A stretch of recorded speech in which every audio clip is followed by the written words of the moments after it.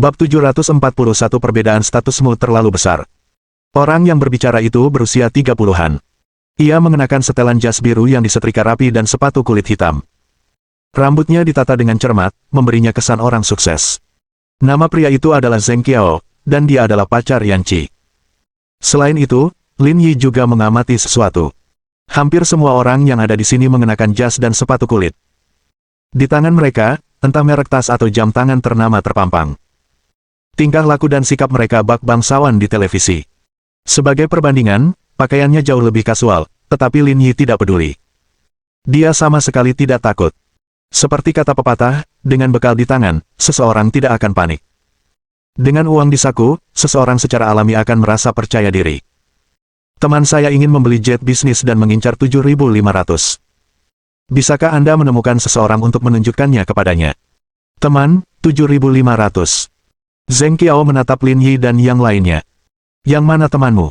Siapa yang mau beli 7.500? Yan Qi menunjuk Lin Yi. Itu dia. Coba minta seseorang untuk menjelaskan angka-angka spesifik dan biaya perawatannya. Sejak kapan kamu punya teman Streamer? Zheng Qiao agak tidak sabar. Jelas dia sedang mempermainkannya, tapi dia malah membawanya kembali. Seorang Streamer mengatakan dia ingin membeli jet pribadi. Siapa yang akan percaya ini? Kita pernah bertemu beberapa waktu lalu dan kebetulan bertemu lagi di sini, kata Yan Qi. Saya baru saja mengajak mereka melihat 7.500. Dia merasa lumayan, jadi dia ingin membelinya. Zheng Qiao mengerutkan kening dan menarik Yan Qi ke samping. Apa yang kau lakukan? Apa kau pikir aku tidak punya pekerjaan lain? Apa maksudmu? Tanya Yan Qi dengan nada tidak ramah. Kamu tahu berapa harga 7.500 itu? Bagaimana mungkin Streamer seperti dia mampu membelinya? Dia jelas-jelas membodohimu. Dia ingin berbohong kepadamu untuk membangun audiens. Bagaimana kamu bisa percaya ini? Siapa bilang mereka membodohiku? Tanya Yan Qi. Lin Yi lebih kaya dari yang kau kira. Dia tidak akan melakukan hal seperti itu untuk jumlah penonton yang begitu sedikit. Saya akui memang beberapa Streamer top di platform cukup menguntungkan, tapi ya sudahlah.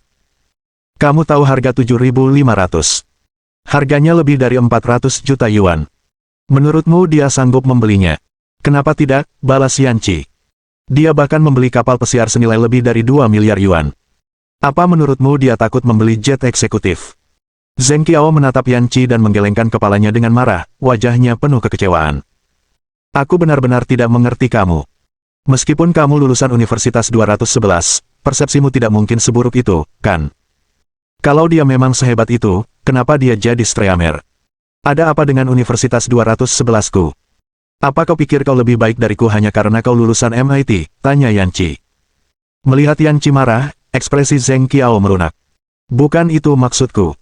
Aku cuma mau bilang, Streamer seperti mereka rela bilang apa saja demi mendapatkan penonton. Kalian gak akan percaya, kata Zheng Qiao. Saya pernah membaca beberapa artikel sebelumnya. Seorang pembawa acara mengatakan bahwa dia makan bersama Pangeran Dubai dan menghabiskan lebih dari 1 juta yuan untuk sekali makan. Dia juga mengatakan bahwa kekayaannya puluhan miliar dan orang tuanya berbisnis di luar negeri. Dia bahkan mengatakan bahwa dia memiliki kartu hijau. Apakah menurut Anda itu mungkin? Yan Qi memasang wajah datar dan memalingkan kepalanya ke samping. Aku tidak tahu tentang orang lain, tapi apa yang dikatakan Lin Yi benar. Zheng Qiao merasa terdiam. Meskipun Universitas 211 bukanlah universitas yang terkenal, universitas itu tidak terlalu buruk. Lagi pula, dia memiliki beberapa tahun pengalaman kerja. Bagaimana mungkin dia bisa tertipu begitu mudah?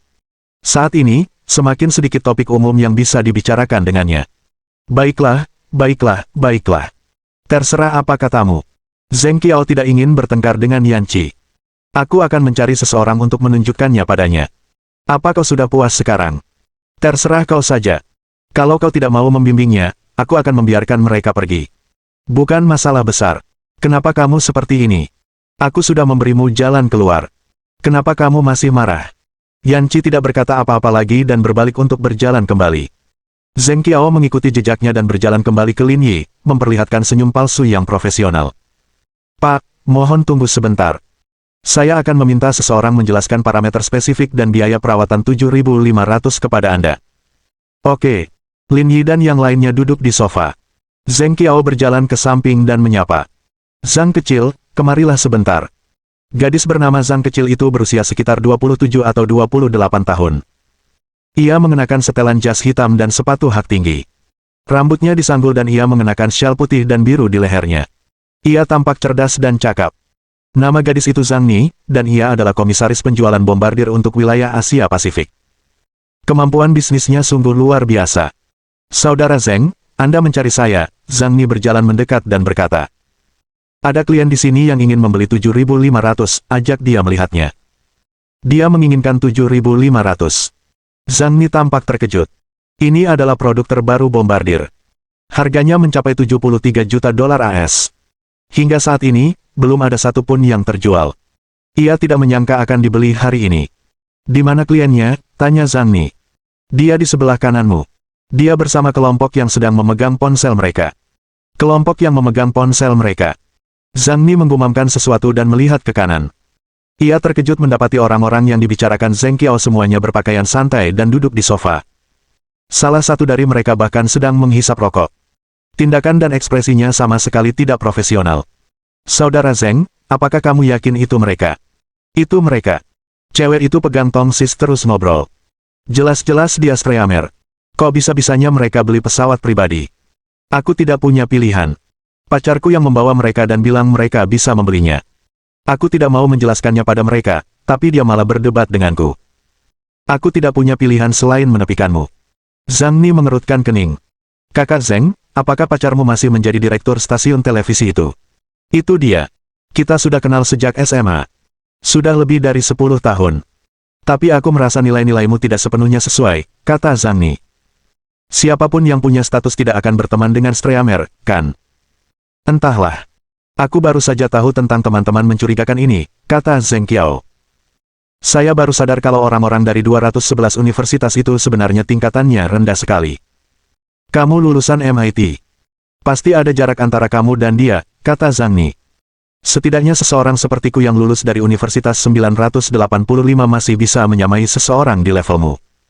Zheng Qiao tersenyum dan menepuk bahu Zhang Ni. Baiklah, kamu pergi dulu. Main-main saja. Aku benar-benar tidak ingin berdebat dengannya lagi. Zhang Ni berjalan tanpa daya dan duduk berhadapan dengan Lin Yi dan Zhang Xiaoyu. Selama proses ini, Zhang Ni melirik Yan Qi.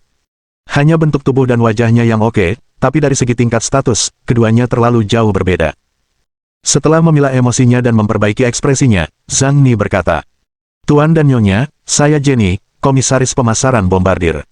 Izinkan saya menjelaskan informasi yang relevan tentang 7.500. Zhang Xiaoyu mematikan mikrofon, memiringkan kepalanya, dan berkata kepada Zhang Ni. Kak, tolong ceritakan lebih banyak lagi. Dengan begitu, kita juga bisa streaming lebih lama. Terima kasih. Bab 742 aku akan mencoba menghancurkannya dulu. Zhang Xiaoyu merasa bahwa karena dia akan membeli pesawat, tidak akan menjadi masalah bagi pihak lain untuk menceritakan lebih banyak tentang hal itu. Dia mungkin juga mengajukan permintaan ini karena itu akan membuat streaming menjadi lebih baik. Namun, Zhang Ni tidak berpikir demikian. Kalau saja dia bisa, dia tidak akan mau mengatakan sepatah kata pun. Sekelompok streamer datang untuk bertanya tentang 7.500. Mereka jelas-jelas mengolok-oloknya. Sekarang, dia malah memintanya untuk bicara lebih banyak. Apa dia benar-benar berpikir dia sangat bebas? Sekalipun aku bebas, aku tidak di sini untuk melayanimu. Ini mungkin agak sulit.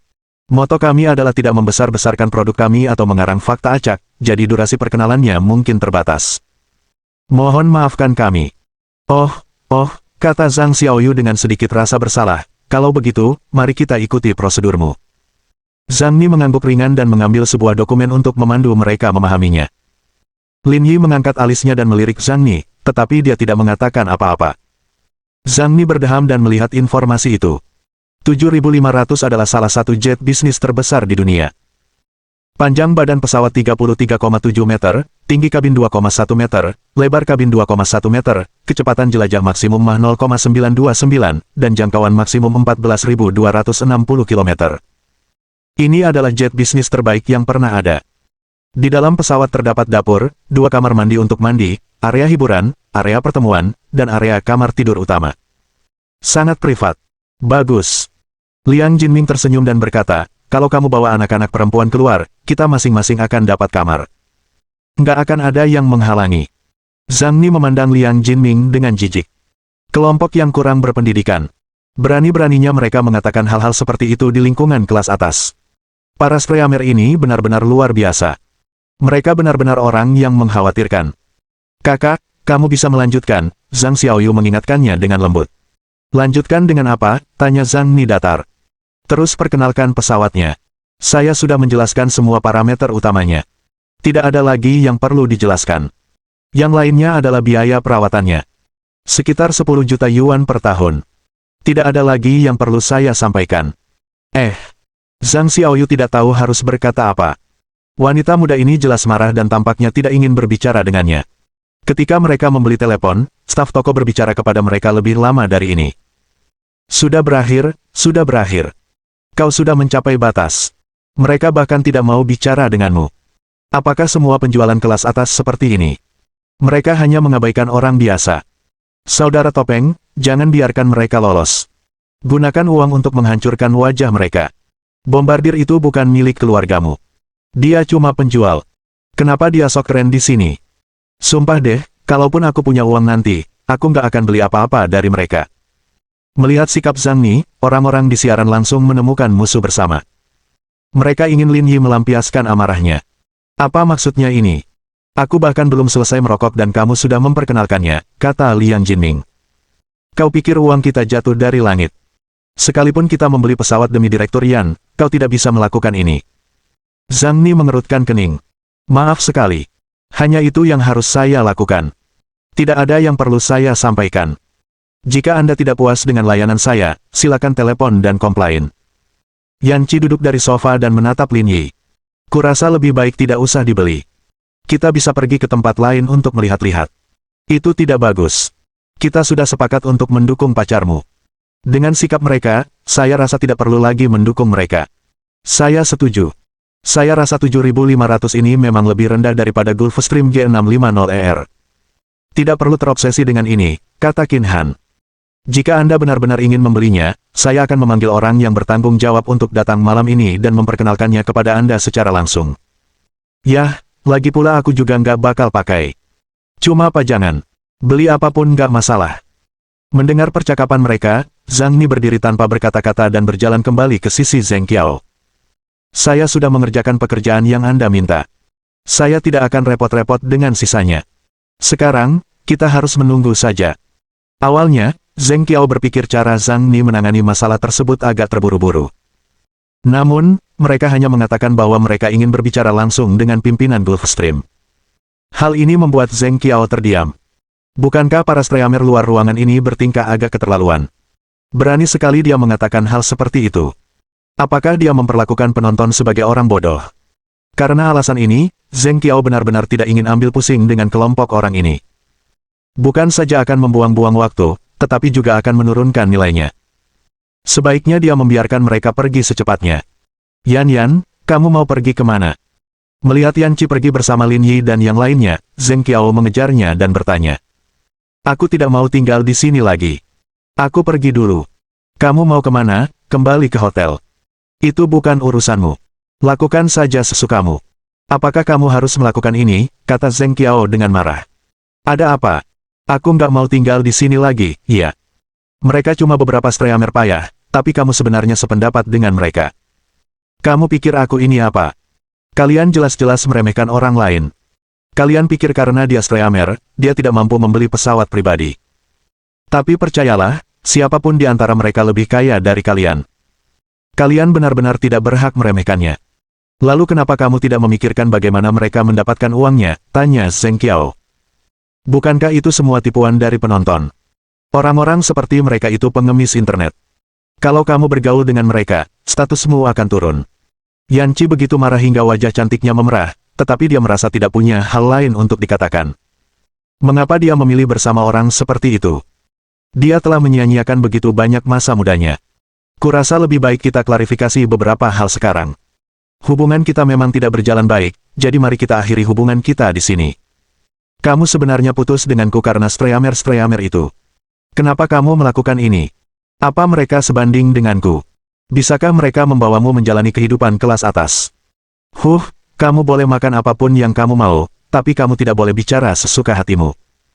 Liang Jinming mengangkat alisnya dan berkata, apa, kamu pikir kamu hebat hanya karena kamu menjual pesawat untuk bombardir. Zheng Qiao meluruskan jas dan punggungnya. Aku rasa aku tidak sehebat itu, tapi aku seharusnya lebih baik dari kalian para pengemis online. Sialan, haha. Liang Jinming tertawa. Ini pertama kalinya ada yang memanggilku pengemis online. Liang Jinming berjalan menuju Zheng Qiao. Dia juga mengambil vas kaca di sampingnya. Apakah kamu tahu apa ini? Zheng Qiao menatap Liang Jinming dengan curiga. Apa yang kau lakukan dengan vas kami? Harganya lebih dari 1000 yuan per buah. Kalau kau pecahkan, jangan harap aku tidak akan membayarmu. Liang Jinming menimbang vas di tangannya dan merasa cukup puas dengan beratnya. Tidak apa-apa. Harganya cuma 1000 yuan, kok. Aku coba hancurkan satu dulu.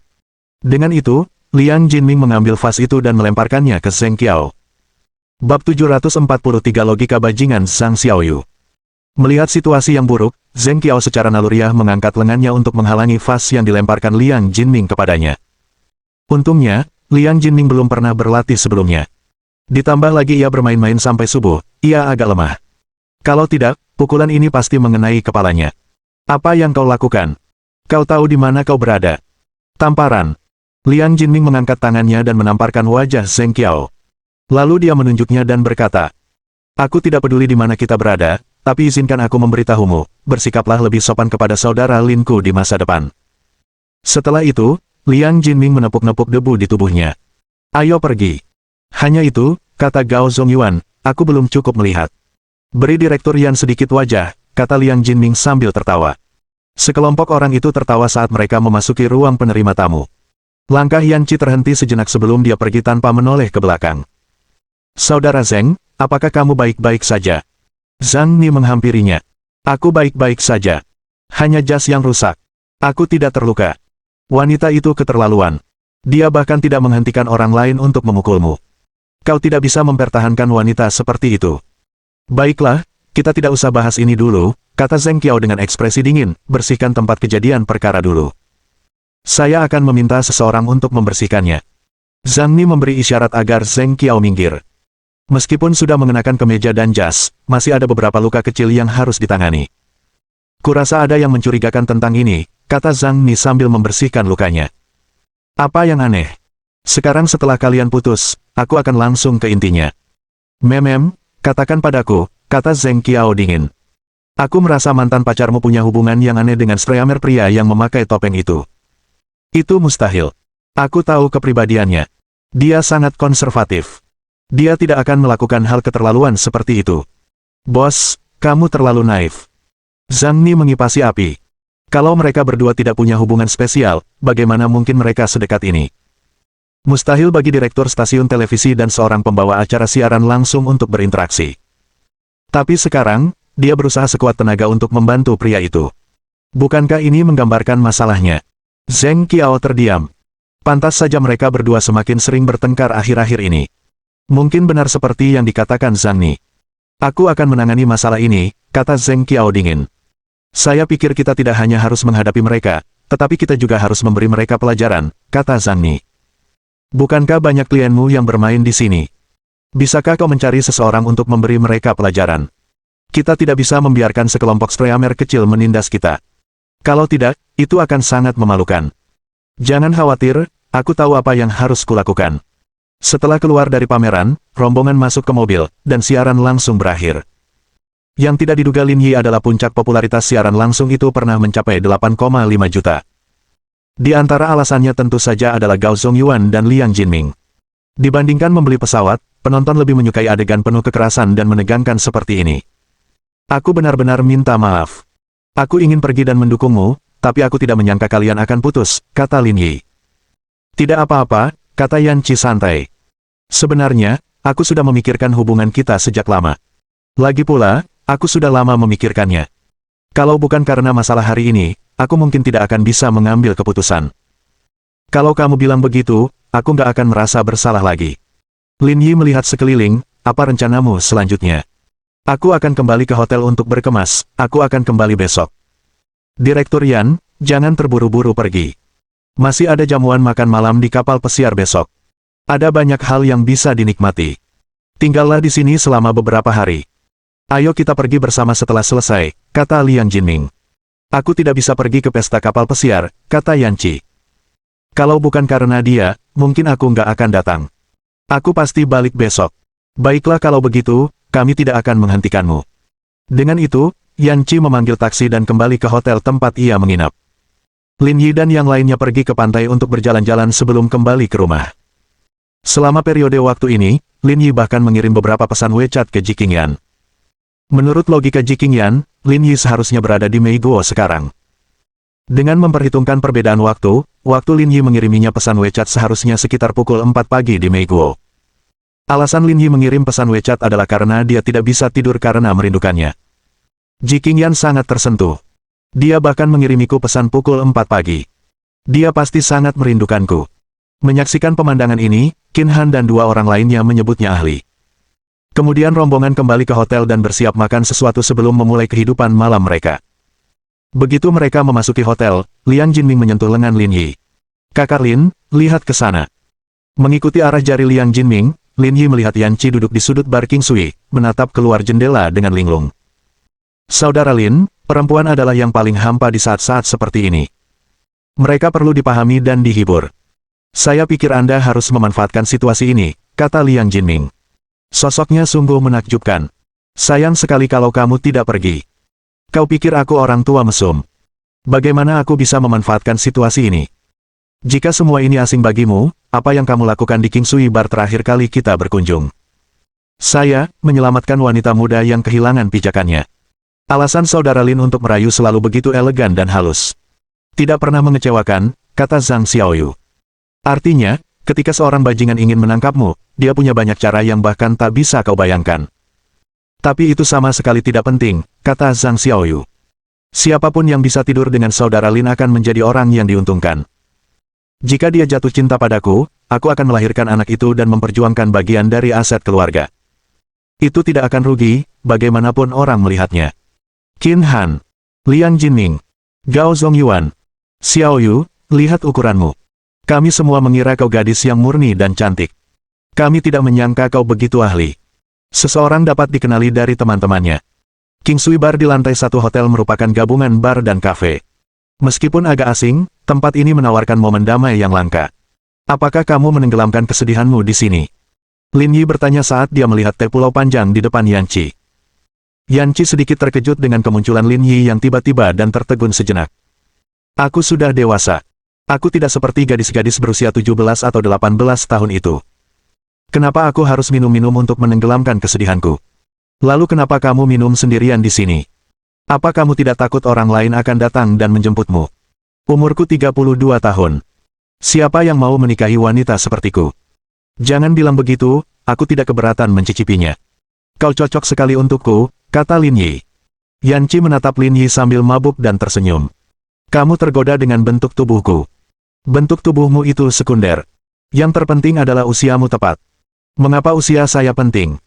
Karena ketika aku menepuk pantatmu, kamu akan tahu kamu harus mengubah posisimu, bukan hanya bertanya apa yang ingin aku lakukan.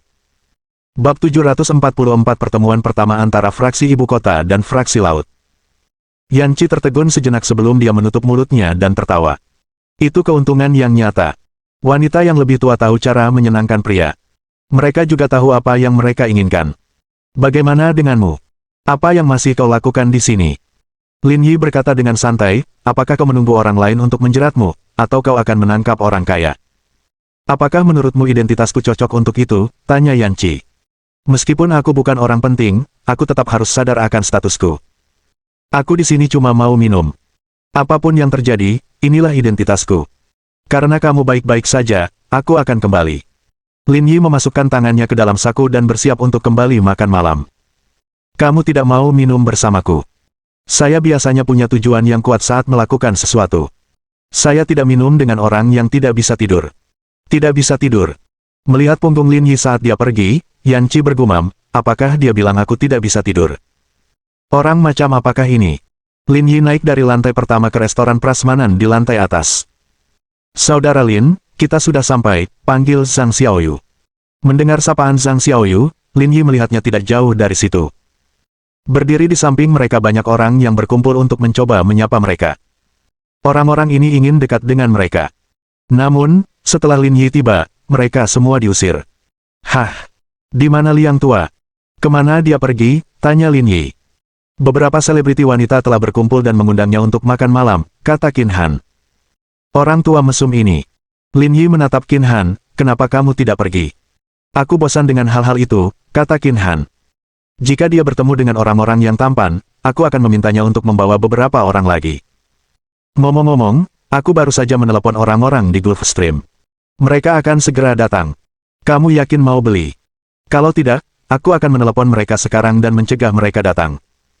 Ya, aku membeli satu untuk bersenang-senang, kata Lin Yi, aku tidak bisa selalu duduk di pesawatmu. Itu cuma pesawat jelek. Ngapain repot-repot banget? Nggak ada gunanya. Utamanya karena saya punya terlalu banyak uang. Kalau tidak segera dibelanjakan, saya tidak akan bisa menghabiskan semuanya. Sungguh sok penting.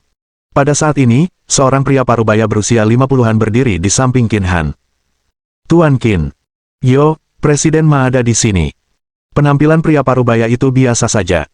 Jika ia melepas jasnya, tubuhnya tidak terlalu menonjol. Ditambah dengan gaya rambutnya yang bergaya Mediterania, dia tampak sedikit meremehkan. Perkenalkan, ini Presiden Ma Hongtao dari Departemen Dirgantara Gulfstream General Dynamics. Setelah itu, Qin Han menunjuk Lin Yi dan berkata, ini saudaraku, Lin Yi. Dia yang ingin membeli 650ER. Melihat Lin Yi, wajah Ma Hongtao menampakkan ekspresi hormat. Seseorang yang bisa duduk bersama Qin Han tentu saja memiliki status yang tinggi. Kemungkinan besar kesepakatan ini dapat diselesaikan. Halo, Tuan Lin. Saya Ma Hongtao dari Departemen Dirgantara Gulfstream di General Dynamics. Ini kartu nama saya.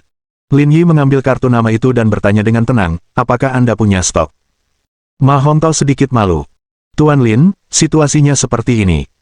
Di pihak kami, sebenarnya kami tidak perlu menunggu lama untuk menyiapkan pesawat, tetapi ada banyak prosedur persetujuan yang harus kami lalui di negara ini. Ini relatif sulit. Lalu siapa yang bertanggung jawab atas ini? Administrasi penerbangan sipil. Administrasi penerbangan sipil bertanggung jawab atas sebagiannya, tetapi persetujuan pada tahap itu tidak sulit diperoleh, kata Ma Hongtao. Namun, sebagian besar jet pribadi masih berada di bawah kendali militer, sehingga perlu waktu untuk menyiapkan dokumen terkait hal tersebut. Untuk penerbangan sipil, kau tinggal cari ayah Liang Tua. Dia akan mengurusnya untukmu dalam beberapa menit, kata Qin Han. Prosedur militer itu tidak bagus. Waktu keluarga saya membeli pesawat pribadi, kami menunggu lama sampai selesai. Itu tidak akan menjadi masalah besar, kata Lin Yi, aku kenal orang-orang di daerah ini. Orang-orang yang kamu kenal tidak berguna, kata Qin Han.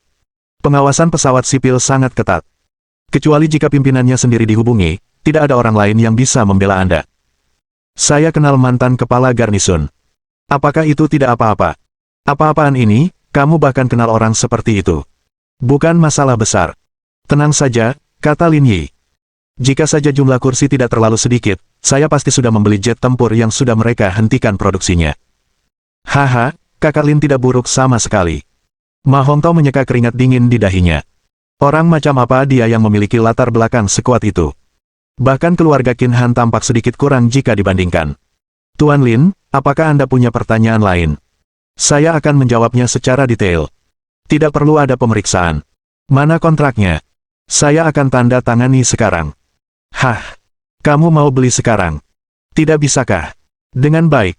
Ma Hongtao terdiam sejenak dan berkata dengan canggung, aku tidak menyangka kamu mau membelinya sekarang.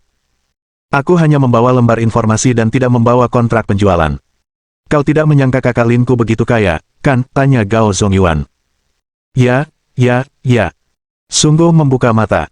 Baiklah kalau begitu. Persiapkan dan kirimkan salinan kontraknya. Oke. Aku akan mengaturnya sekarang. Ma Hongtao bangkit dan hendak pergi ketika dia tiba-tiba mendengar Gao Zongyuan berkata. Saudara Lin, Saudara Qin, sepertinya seseorang yang kalian kenal telah tiba. Seorang kenalan. Mereka berdua melihat ke arah tangga dan melihat lebih dari selusin orang berjalan mendekat. Ketika melihat orang-orang ini, banyak pengunjung restoran yang berinisiatif menyapa mereka. Lin Yi memperhatikan sekitar selusin orang yang masuk. Ada beberapa wanita yang tampak familiar. Mereka tampaknya adalah selebriti wanita.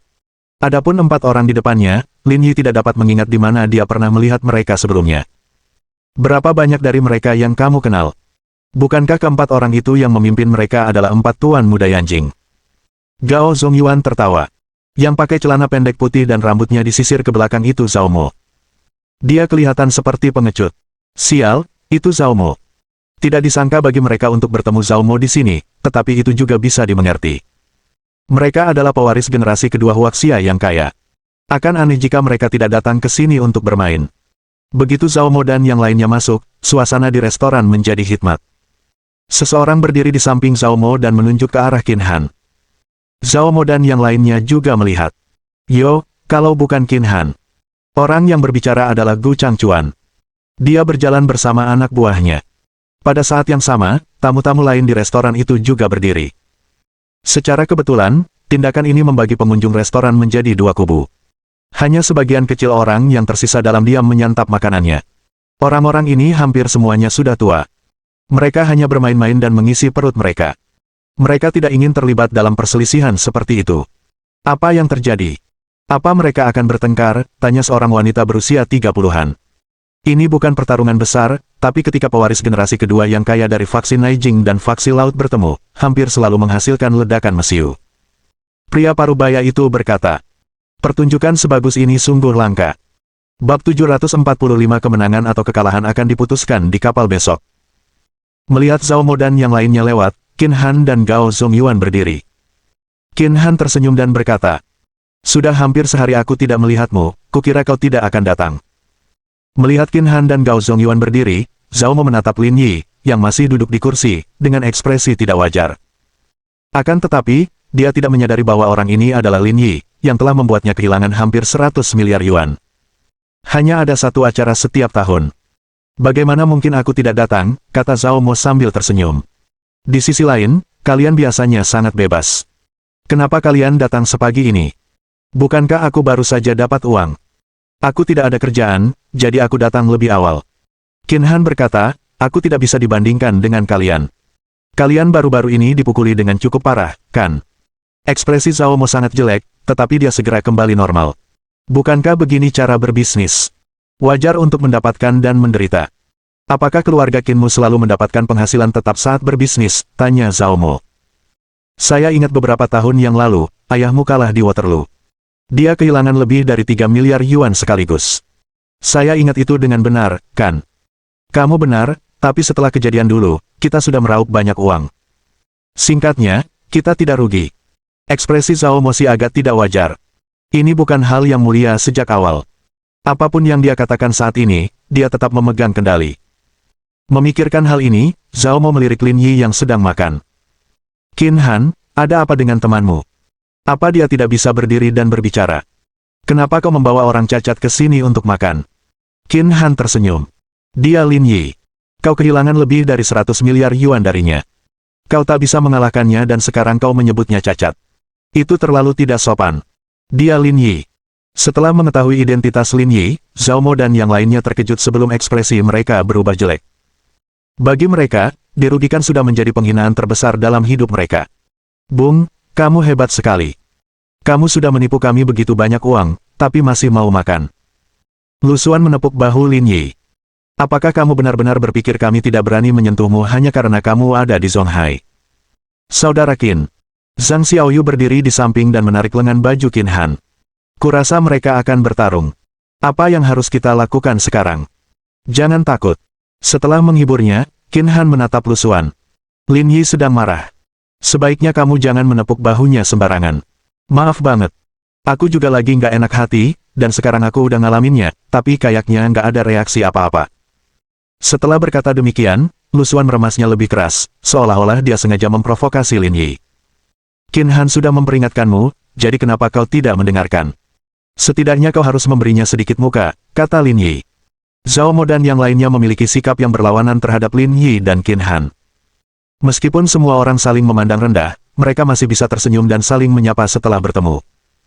Kemudian, mereka akan saling mengejek dan mencoba mempermalukan lawannya.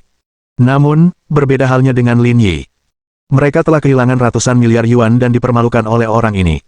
Mereka belum melupakan dendam ini sampai sekarang. Tidak ada cara untuk tetap tenang saat ini.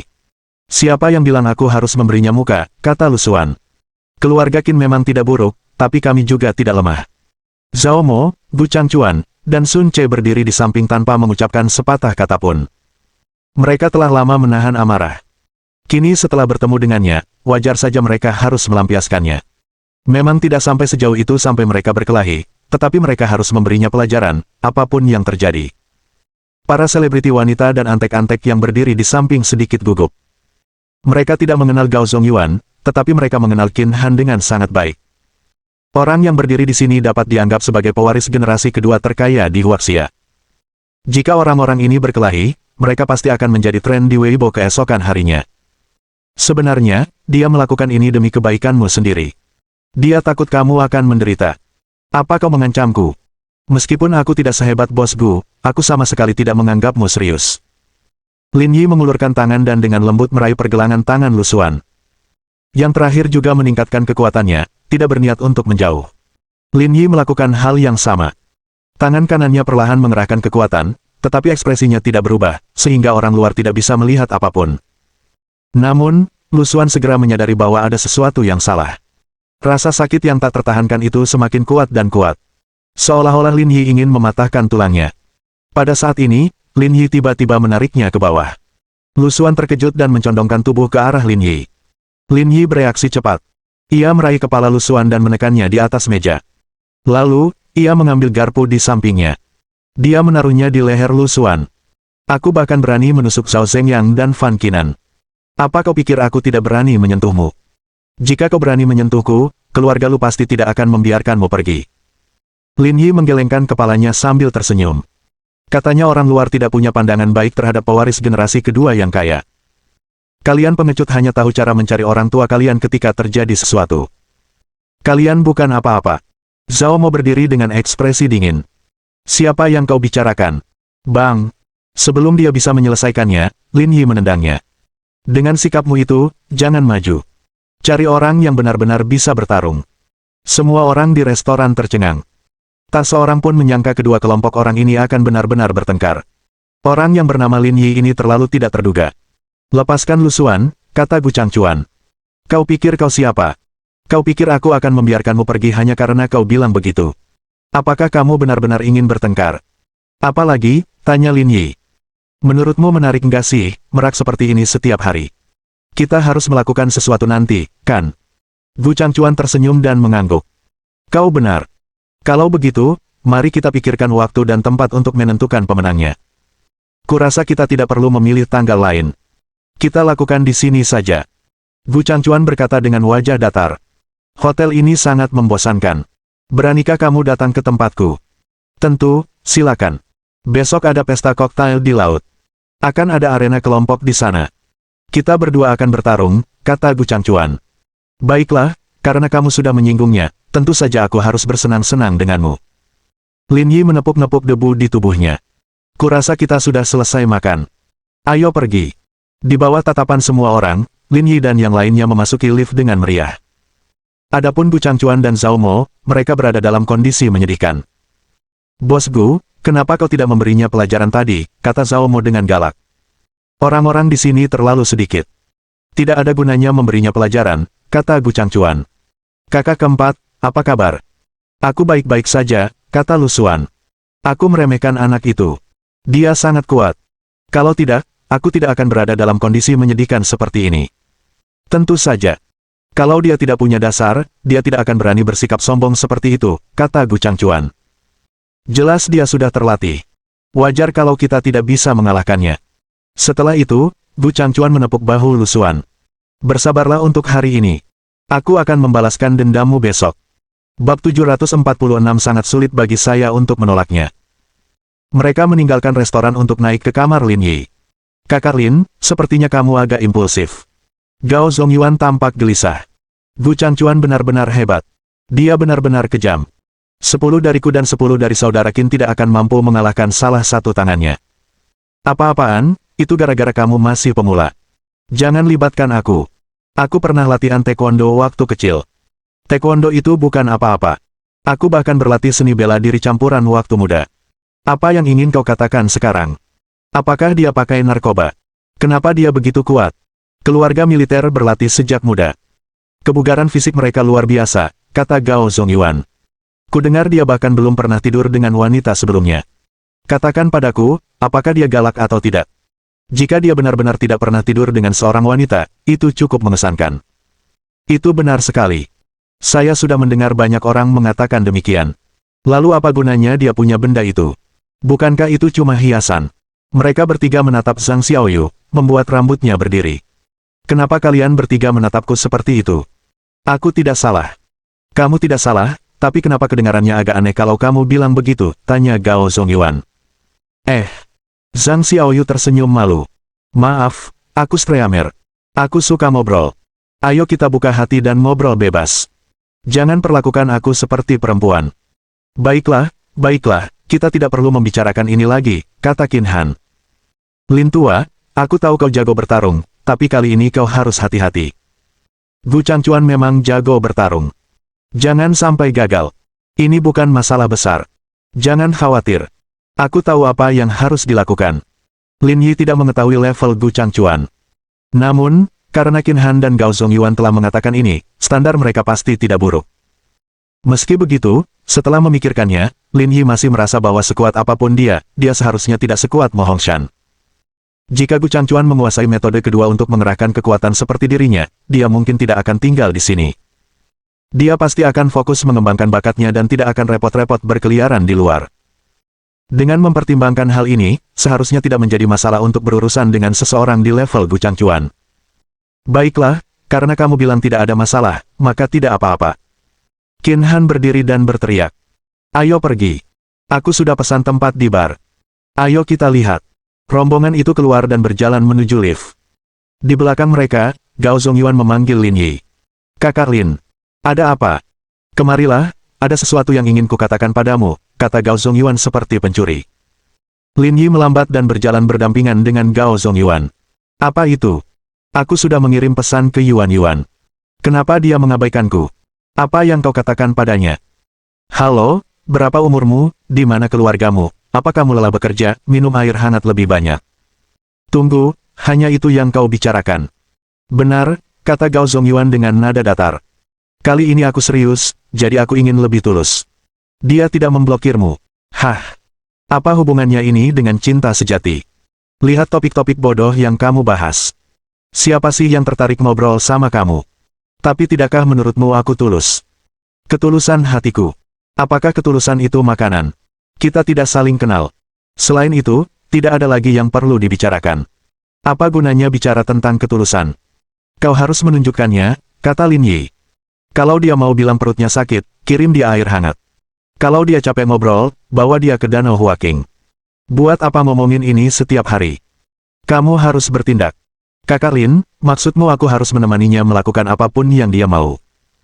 Ya, itu maksudku. Ngobrol di telepon setiap hari malah bikin aku kesepian. Terima kasih, Saudara Lin, saya mengerti.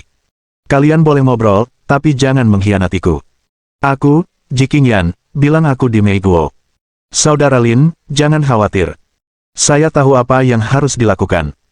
Gao Zongyuan mengeluarkan ponselnya dan mengirim pesan kepada He Yuan Yuan dengan penuh semangat.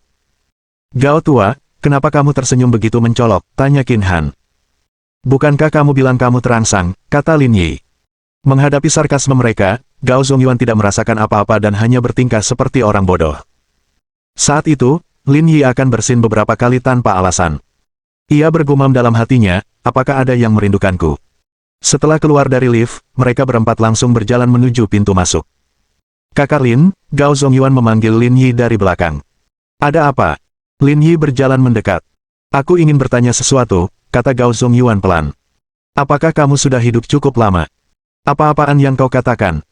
Bukankah kamu baru saja mengatakan bahwa aku harus menemaninya melakukan apapun yang dia inginkan untuk menunjukkan ketulusanku? Itu benar.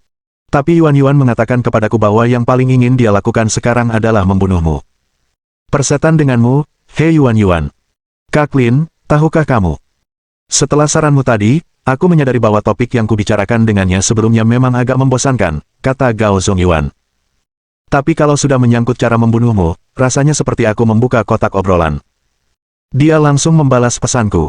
Rasanya sangat memuaskan. Aku merasa seperti sedang jatuh cinta. Kamu sedang jatuh cinta, tapi kamu ingin mengkremasiku. Saudara Lin, mengapa kau tidak memberiku kesempatan dan membiarkanku menghajarmu, kata Gao Zongyuan. Dengan ini, hubungan kita mungkin akan membaik pesat. Bermimpilah terus. Kring kring kring. Lin Yi hendak marah besar ketika telepon di sakunya berdering. Dia menyadari bahwa itu nomor yang tidak dikenal. Tuan Lin, apakah Anda sibuk? Siapa kamu? Perkenalkan diri saya dulu. Nama saya Kaye Mitsui, putri sulung keluarga Mitsui. Apakah Anda punya waktu luang? Apakah Anda bisa berbicara dengan saya? Sunrise Landis. Kamu fasih sekali bicara bahasa Huaxian. Saya pernah kuliah di Universitas Yan, jadi Huaxian saya selalu sangat bagus, kata Mimi. Kebetulan, kamu juga sekarang di Pulau Yawan, bisakah kamu memberiku kesempatan untuk bertemu denganmu? Sayangnya, itu tidak akan berhasil. Aku ada janji dengan seorang wanita muda untuk berdansa malam ini. Mungkin lain kali saja. Apakah orang-orang biasa itu layak mendapatkan perhatian Tuan Lin? Aku tidak bisa menahannya. Aku orang awam. Aku suka lekukan. Saya 72E. Kamu ada di mana? Saya di hotel Anda, kamar 1616. Saya akan sampai di sana dalam 5 menit. Setelah menutup telepon, Qin Han berbalik dan bertanya. Apa yang telah terjadi? Seorang gadis memintaku untuk pergi ke kamarnya, jadi aku tidak akan pergi bersamamu. Apa-apaan ini? Bukankah kamu bilang kamu orang yang sangat pemilih? Dan aku baru saja mendengar bahwa orang yang meneleponmu berasal dari negeri matahari terbit, kata Gao Zongyuan. Ya memang. Bukankah sebelumnya kau pernah bilang kalau kau tidak akan membiarkan orang asing memanfaatkanmu? Sangat sulit bagi saya untuk mengatakan tidak pada 72E. Bab 747 membawa kemuliaan bagi negara. Sial, bukankah itu sebesar bola voli? Kedengarannya benar. Zhang Xiaoyu memandangi kacamatanya sendiri. Apa aku lebih buruk dari wanita Sunrise Landis? Baiklah, aku akan bicara lagi nanti. Lin Yi melambaikan tangannya. Aku pergi dulu. Saat kalian pergi ke bar, kalian berdua lindungi Xiaoyu. Lin Yi mengangguk dan berjalan menuju lift. Desain kamar 1616 sangat berbeda dari kamar lainnya. Meja kopi kayu, karpet krem, layar putih yang hampir transparan, dan segala macam dekorasi Sunrise Landis di dalam dan luar ruangan membuatnya terasa seperti berasal dari era yang berbeda. Alasan mengapa desain ini ada bukanlah karena hotel ini memang memilikinya sejak awal. Sebaliknya, setelah keluarga Mitsui pindah, mereka mengubahnya secara khusus. Tujuannya terutama untuk memfasilitasi pertemuan dan memamerkan budaya unik Sunrise Land. Perhatian Sunrise Landis terhadap detail telah mencapai tingkat yang mengerikan. Di kedua sisi meja persegi kecil itu duduk seorang pria dan seorang wanita. Wanita itu mengenakan gaun hitam tanpa bahu. Kulitnya putih, dan gaya rambutnya khas Huaxian. Jika dia tidak berlutut dengan sopan, dia tidak akan berbeda dengan wanita Huaxian. Duduk di hadapan wanita itu adalah seorang pria berjas hitam. Ia bertubuh pendek dan berambut panjang. Ia tampak cemas. Nama wanita itu adalah Kaye Mitsui. Ia adalah putri sulung keluarga Mitsui. Pria di hadapannya bernama Ito Mitsui, dan dia adalah cucu Yushi Mitsui. Kak, kurasa pria Huaxia bernama Lin Yi itu tidak akan mudah setuju dengan kita. Kurasa kita bisa pakai cara ekstrim, kata Kaye. Ekstrim. Dia pengusaha di Huaxia. Menurutmu, ini pantas. Namun bisnisnya tidak ada apa-apanya dibandingkan dengan keluarga Mitsui, kata Ito Mitsui. Jika saya diizinkan, saya bisa memotong kekayaan bersihnya dalam 2 tahun, jadi saya tidak peduli dengan identitasnya sebagai seorang pengusaha. Lalu, apa lagi yang ingin kamu katakan? Kakekku sudah pernah mengundangnya sebelumnya, tapi dia acuh tak acuh. Tidak perlu bernegosiasi dengan orang yang keras kepala seperti itu, kata Ito Mitsui. Kita bisa bilang apa adanya. Kalau dia tidak setuju, kita serang perusahaannya. Aku yakin dia tidak akan sanggup menghadapi ini. Baiklah, Tuan Lin datang. Anda boleh pergi dulu, kata Kaye Mitsui. Ito Mitsui tidak membuang waktu. Ia berdiri dan membungkuk kepada Kaye Mitsui sebelum meninggalkan ruangan. Kaye Mitsui menggelengkan kepalanya tanpa ekspresi dan bergumam pada dirinya sendiri. Jika dia memang semudah itu dikalahkan, dia tidak mungkin mengumpulkan kekayaan yang membutuhkan waktu puluhan tahun bagi orang lain untuk mengumpulkannya di usia ini. Petik 1. Tak lama kemudian, terdengar ketukan lagi di pintu. Kaye Mitsui bangkit dan membuka pintu sendiri. Setelah membuka pintu, Lin Yi melihat ke bawah. Di mana Kaye Mitsui? Kaye Mitsui membungkuk. Saya Kaye Mitsui, saya sudah banyak mendengar tentang Anda, Tuan Lin, senang bertemu Anda. Bukankah kamu bilang kamu 72E? Kamu paling tinggi 39B. Kamu sudah melewati C dan D. Kaye Mitsui tercengang karena Lin Yi menebak dengan benar. Saya sungguh minta maaf, Tuan Lin. Saya berbohong agar bisa bertemu Anda, kata Kaye Mitsui sambil membungkuk. Kemudian, Kaya Mitsui membuka pintu dan memberi isyarat mengundang, membuat Lin Yi tidak bisa pergi meskipun dia ingin pergi. Lin Yi melangkah masuk. Ada aroma teh yang samar-samar tercium di ruangan itu, memberikan orang rasa aman. Lin Yi duduk bersila di tanah sementara Kaya Mitsui berlutut di samping dan menuangkan secangkir teh untuk Lin Yi. Ini teh yang khusus kubawa dari kampung halamanku. Tuan Lin, cobalah dan lihat apakah cocok untukmu. Tampilan penjual tidak sesuai dengan minat pembeli. Selezat apapun teh ini, rasanya membosankan. Kaya Mitsui berdiri dan membungkuk lagi. Maaf, Tuan Lin. Saya harap Anda bisa memaafkan kesalahan saya. Jangan membungkuk, kata Lin Yi. Kenapa kamu mencariku? Aku masih harus berdansa dengan beberapa gadis nanti. Saya dengar perusahaan Tuan Lin, Longxin Technology, sedang memimpin proyek penelitian chip. Keluarga Mitsui kami kebetulan punya bisnis di bidang ini, jadi kami ingin berkolaborasi dengan Tuan Lin. Itulah sebabnya kami secara khusus mengundang Anda ke sini untuk berbincang-bincang. Saya pikir kita harus lebih realistis, kata Lin Yi. Meskipun skala Lingyun Group tidak buruk, itu tidak seberapa dibandingkan dengan Mitsui Financial Group. Kau membohongi diri sendiri dengan datang dan mengatakan bahwa kau ingin bekerja sama. Apakah Anda tidak percaya pada ketulusan saya, Tuan Lin? Aku percaya padamu, tapi aku bukan penanggung jawab urusan Longxin. Percuma kau bicara denganku. Aku bisa cari orang lain untuk bicara denganmu nanti, jadi sepertinya tidak ada yang perlu dibicarakan di antara kita berdua. Kaya Mitsui sedikit mengernyit dan mengisi cangkir Lin Yi lagi. Kalau begitu, aku akan bicara langsung padamu. Kaya Mitsui berlutut di depan Lin Yi. Kakek kedua saya, Yushi Mitsui, sudah memberitahu Anda tentang hal ini. Keluarga saya ingin mendirikan laboratorium biologi, dan kami ingin mengundang Tuan Lin untuk bekerja sama dengan imbalan 50% saham. Bagaimana menurut Anda, Tuan Lin? Apakah Mitsui Financial Group kekurangan uang sebanyak ini? Kurasa tidak. Kami tidak peduli dengan uang. Kami sedang merencanakan masa depan. Masa depan apa yang sedang kamu bicarakan? Saya sungguh minta maaf, Tuan Lin. Ini mungkin melibatkan rahasia perusahaan, jadi saya tidak bisa mengungkapkannya kepada Anda. Kaya Mitsui tersenyum. Tetapi jika Tuan Lin bersedia bekerja sama dengan kami, saya akan memberitahu Anda semua yang saya ketahui dan membahas hal-hal yang relevan dengan kerja sama ini dengan Anda. Bagaimana menurut Anda, Tuan Lin? Lin Yi memegang cangkir dan meniup uap putih di atasnya. Apakah kamu sedang bernegosiasi denganku? Atau apakah kamu pikir kamu sangat menarik bagiku dan aku bersedia duduk dan minum teh bersamamu? Ekspresi Kaya Mitsui membeku. Ia tak menyangka pria ini bisa sedingin ini dalam sekejap. Ia sama sekali tak menunjukkan belas kasihan. Ini laboratorium biologi. Laboratorium ini terutama terlibat dalam pengembangan obat-obatan di bidang gen sel. Pak Lin adalah pakar di bidang ini dan memiliki keterampilan medis Tiongkok yang luar biasa. Kami tidak memiliki keterampilan ini, jadi kami ingin bekerja sama dengan Anda. Itu saja. Hanya itu yang bisa saya katakan. Saya harap Tuan Lin bisa mengerti. Saya juga berharap Tuan Lin bisa mempertimbangkannya dengan saksama. Kami di sini dengan sepenuh hati. Kaya Mitsui membungkuk dan berkata, asalkan tidak terlalu banyak, kami bisa memuaskan Tuan Lin. Saya harap Anda tidak menolak. Lin Yi memainkan cangkir di tangannya dan menatap Kaya Mitsui sambil tersenyum. Aku tidak keberatan bekerja denganmu, tapi aku tidak kekurangan apapun saat ini. Aku tidak membutuhkan apapun yang bisa kau berikan, jadi aku tidak tahu alasan mengapa aku harus bekerja denganmu. Saya tahu Tuan Lin bagaikan matahari di langit Huaxia. Anda tidak kekurangan ketenaran, kekayaan, atau bahkan wanita. Namun, ada satu hal yang harus Anda pahami, Tuan Lin. Setiap wanita berbeda. Apa maksudmu? Kaya Mitsui perlahan bangkit dan perlahan melepas gaun hitamnya.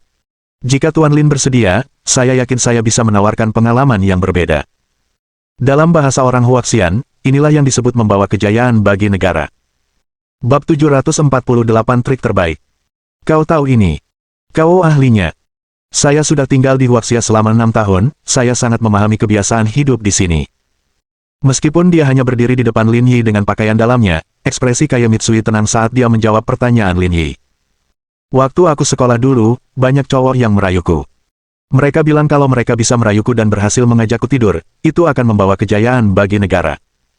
Maka sejak saat itu, aku selalu ingat kata-kata ini. Lin Yi berdiri dan menatap Kaya Mitsui seperti predator. Wajahmu bagus dan bentuk tubuhmu tidak buruk, tapi aku sama sekali tidak tertarik padamu, kata Lin Yi. Istriku jauh lebih cantik darimu. Dengan itu, Lin Yi berbalik dan pergi. Namun saat itu, Kaya Mitsui mencekal tangannya. Apakah Tuan Lin benar-benar acuh tak acuh? Lin Yi mengerutkan kening. Saya merasa Tuan Lin tergoda. Saya sarankan kamu pergi ke rumah sakit. Dengan itu, Lin Yi berbalik dan meninggalkan Kaye Mitsui dalam keadaan linglung. Klik. Ruangan itu hening.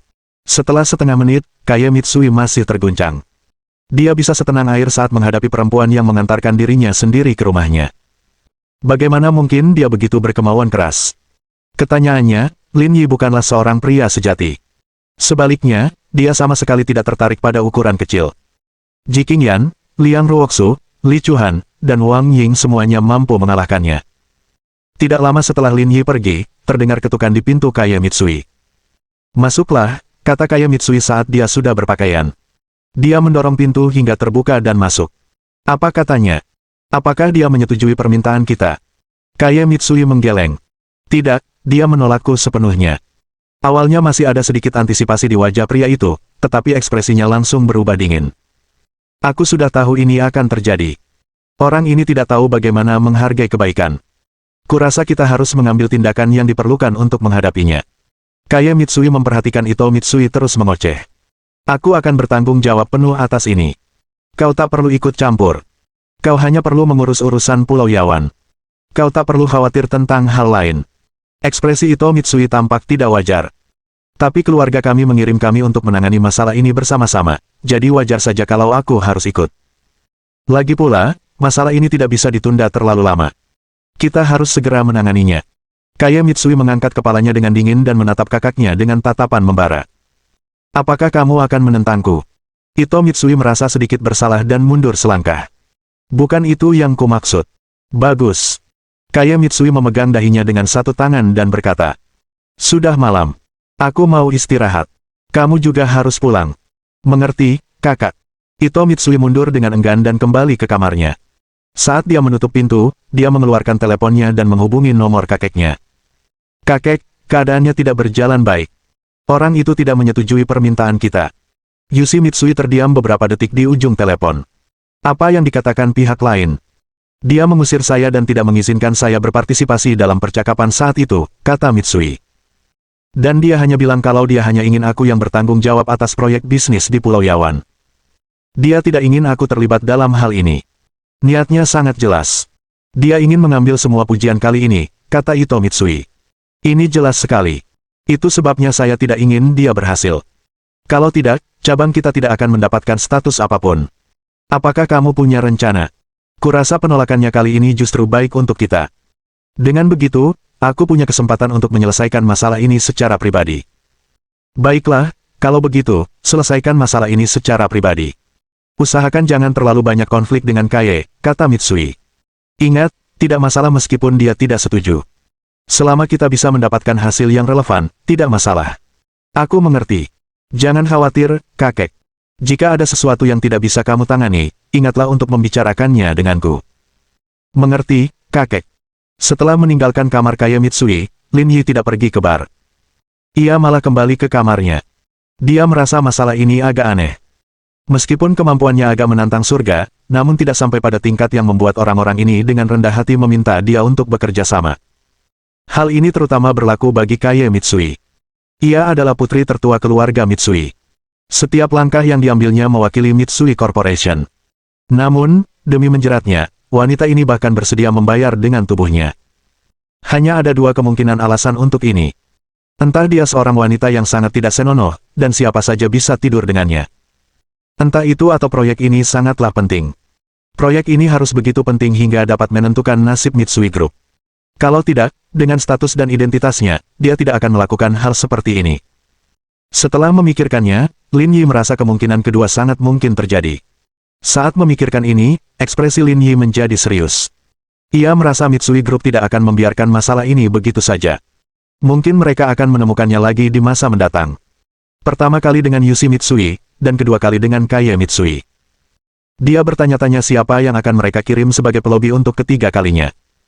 Saat memikirkan hal ini, Lin Yi berdiri dan meregangkan tubuh. Setelah mandi, dia mengobrol sebentar dengan Ji Qingyan. Lebih baik mengambil inisiatif untuk melaporkan keberadaannya. Inilah yang dimaksud dengan bermain sulit didapat. Setelah mengobrol dengan Ji Qingyan sebentar, Lin Yi mengeluarkan ponselnya dan mulai mengobrol dengan Sugar. Dia bermain game sampai lewat pukul 2 pagi sebelum melakukan peregangan dan bersiap tidur. Namun, sebelum tidur, Lin Yi mengeluarkan ponselnya dan memblokir semua orang di Momentsnya, hanya menyisakan Jiqingyan. Dia juga mengunggah swafoto yang diambilnya di pesawat pada siang hari. Kemudian, dia mencari kalimat klise di internet untuk dibagikan. Aku berada 10.000 meter di atas lautan awan. Hatiku berdebar-debar bersama lautan awan ini. Mungkin karena aku memikirkanmu. Selamat malam. Setelah mengedit, Lin Yi memeriksa. Saat itu pukul 2 pagi di Huaxia. Menurut zona waktu Meiguo, seharusnya sudah pukul 2 siang. Swafoto ini diambil sekitar pukul 2 siang. Waktunya pas dan tidak ada yang salah. Selain itu, foto-foto itu hanya memperlihatkan dia dan kursi di belakangnya, serta sinar matahari yang bersinar melalui jendela. Detailnya juga sempurna. Sama sekali tidak ada yang salah. Selama tidak ada yang mengadu, tidak akan ada yang tahu masalahnya. Lalu, dia mengklik kirim. Lin Yi mendecakkan bibirnya. Ketika Jiqingyan melihat postingan ini keesokan paginya, dia mungkin akan menangis. Saat memikirkan hal ini, Lin Yi melempar ponselnya dan tertidur. Pada saat yang sama, pintu lift di lantai 8 terbuka. Zheng Qiao, yang sedang mabuk, keluar dari lift bersama lebih dari 10 orang dan berjalan menuju kamar Yanqi. Bab 749 Aku melakukan ini demi kebaikanmu sendiri. Zheng tua, di mana dia? Ayo kita ke sana sekarang. Aku bisa memanfaatkan kesempatan ini untuk menenangkan diri. Orang yang berbicara adalah seorang pria parubaya. Ia merangkul bahu Zheng Qiao. Saat berjalan, ia sedikit bergoyang. Jelas sekali ia terlalu banyak minum. Nama pria itu adalah Xiong Hui. Ia adalah bos sebuah perusahaan swasta dan pernah membeli sebuah pesawat kecil dari Zheng Qiao. Karena ini adalah pembelian besar, mereka berdua segera menjadi teman. Setelah apa yang terjadi siang itu, Zheng Qiao menelepon Xiong Hui dan menjelaskan situasinya secara singkat. Namun, Zheng Qiao tidak menyebutkan bahwa ia telah diselingkuhi. Ia hanya mengatakan bahwa seorang pria telah merayu kekasihnya. Setelah minum-minum, Xiong Hui menemui beberapa orang dari luar dan bersiap untuk membalaskan dendam Zheng Qiao. Aku juga tidak tahu di mana dia, kata Zheng Qiao. Ayo kita cari pacarku dulu dan cari tahu di mana dia. Kudengar pacarmu juga seorang direktur stasiun televisi, kata Xiong Hui sambil tersenyum. Ya, benar. Dengan pacar yang luar biasa, dia masih saja main-main dengan pria dan wanita lain. Wanita baik sudah tidak ada lagi. Kak Hui, ini tidak seperti yang kau pikirkan. Pacarku tidak melakukan sesuatu yang salah. Zheng Qiao tidak ingin orang lain mengira bahwa dirinya telah diselingkuhi, jadi dia berusaha sebaik mungkin menjelaskan masalah ini. Xiong Hui menepuk bahu Zheng Qiao dan berkata dengan nada berpengalaman. Jika memang tidak ada yang terjadi di antara mereka berdua, apakah dia akan diam saja dan melihatmu dipukuli? Zheng Qiao tampak malu. Ia ingin menjelaskan hal ini, tetapi tidak tahu harus menjawab apa. Meskipun Zheng Qiao bukan seorang pria sejati, dan dia juga suka menggoda, dia tetap saja tidak ada apa-apanya jika dibandingkan dengan seseorang seperti Xiong Hui. Dia bahkan tidak seperti gerimis jika dibandingkan. Itulah sebabnya aku bilang kau tidak bisa terus-menerus menyimpan wanita seperti itu di dekatmu, kata Xiong Hui sambil merangkul bahu Zheng Qiao.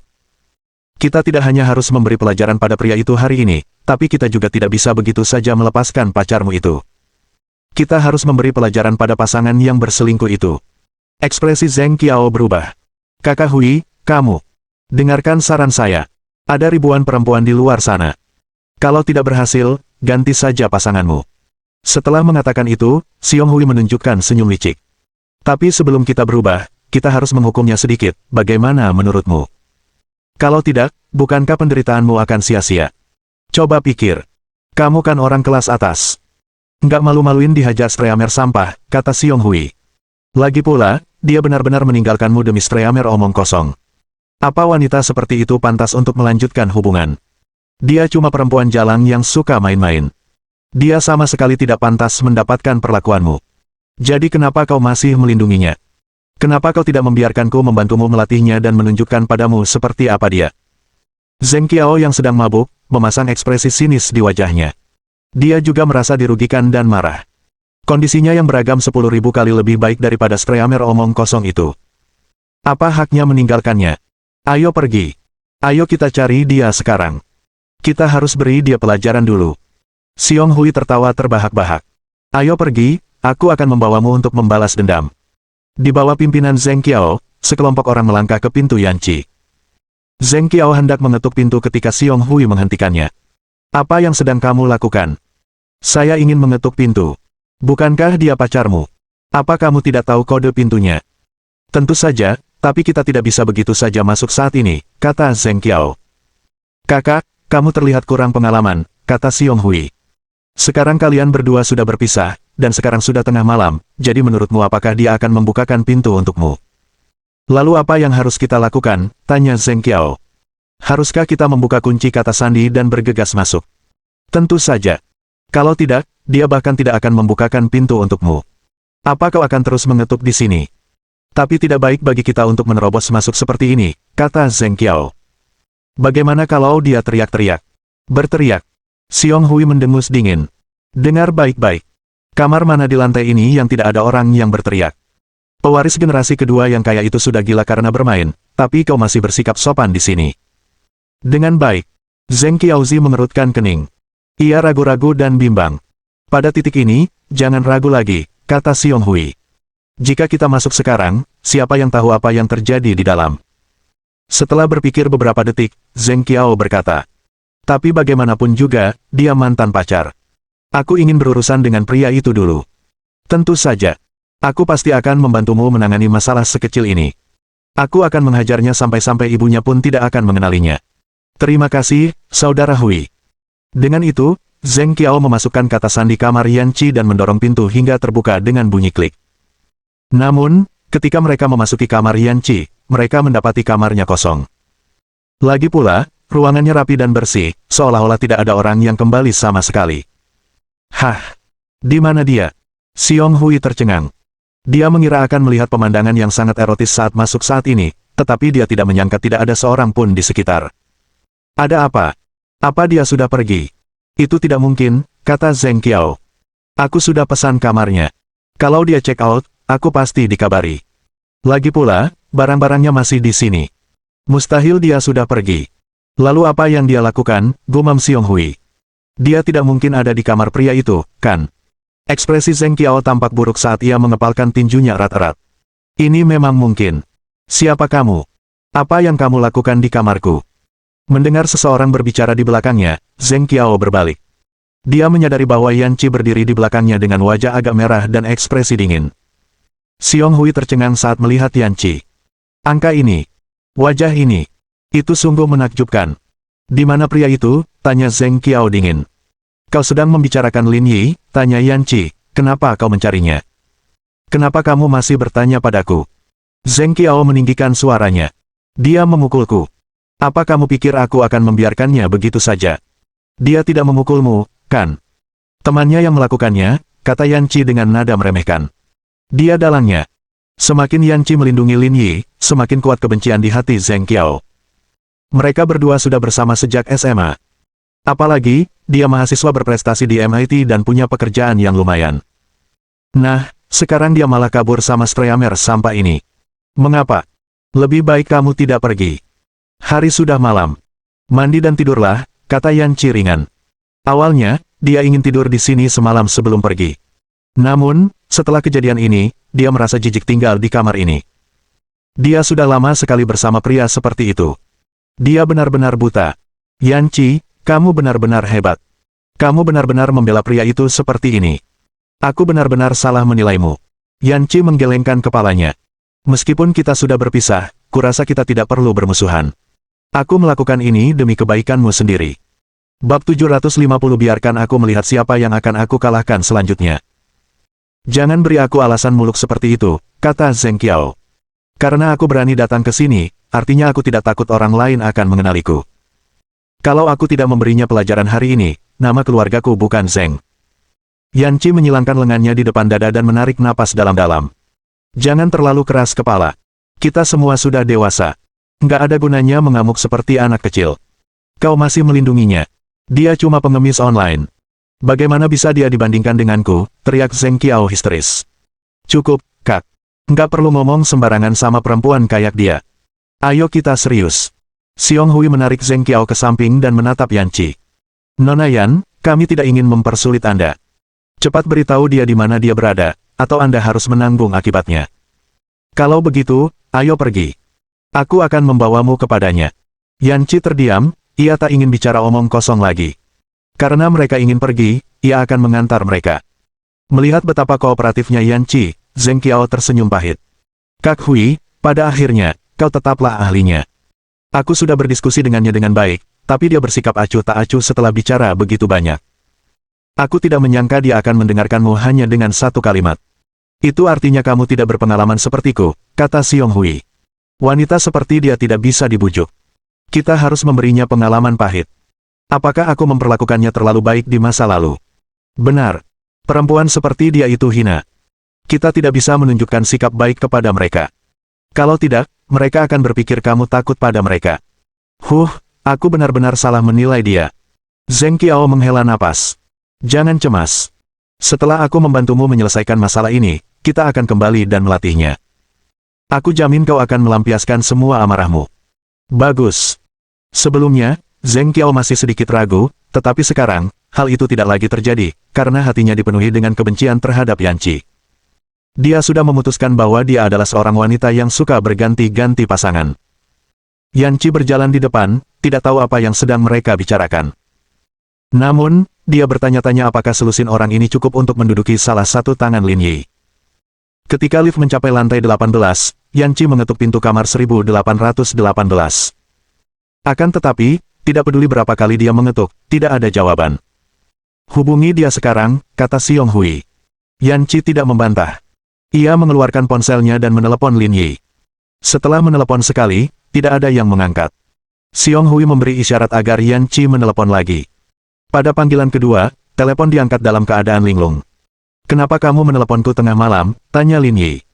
Apakah kamu tidur di kamarmu? Apa yang kau bicarakan? Kalau aku tidak tidur di kamarku, apa aku harus ke kamarmu? Aku sudah di depan pintumu. Bisakah kau membukakan pintunya untukku? Sialan. Lin Yi tersadar. Membosankan sekali tidur sendirian. Kurasa itu sebabnya kau datang ke kamarku untuk membicarakan kehidupan. Yan Qi tidak menanggapi dan menutup telepon. Ekspresi Zheng Qiao tampak buruk. Dari nadanya, jelas bahwa hubungan mereka tidak biasa. Pasti ada sesuatu yang terjadi. Sialan, aku akan tunjukkan padamu betapa kuatnya aku, Zheng Qiao, hari ini. Dengan sekali klik, pintu Lin Yi terbuka. Lin Yi hendak membawa Yan Qi masuk ketika dia melihat lebih dari 10 orang berdiri di belakangnya. Sebelum Lin Yi sempat bereaksi, Zheng Qiao dan yang lainnya bergegas masuk dan menutup pintu, tidak ingin memberi Lin Yi kesempatan. Lin Yi berdiri di samping, bingung. Ini sudah tengah malam. Kenapa banyak sekali orang di sini sekarang? Yan Qi mengangkat bahu. Mereka datang untuk membalas dendam padamu. Aku tidak bisa menghentikan mereka, jadi aku membawa mereka ke sini. Kalau begitu, kamu agak tidak tulus, kata Lin Yi. Meskipun aku belum tidur denganmu, kau membawa mantan pacarmu untuk membalas dendam padaku begitu cepat. Itu terlalu tidak bermoral. Di mana integritasmu? Saya juga tidak ingin membawa mereka ke sini.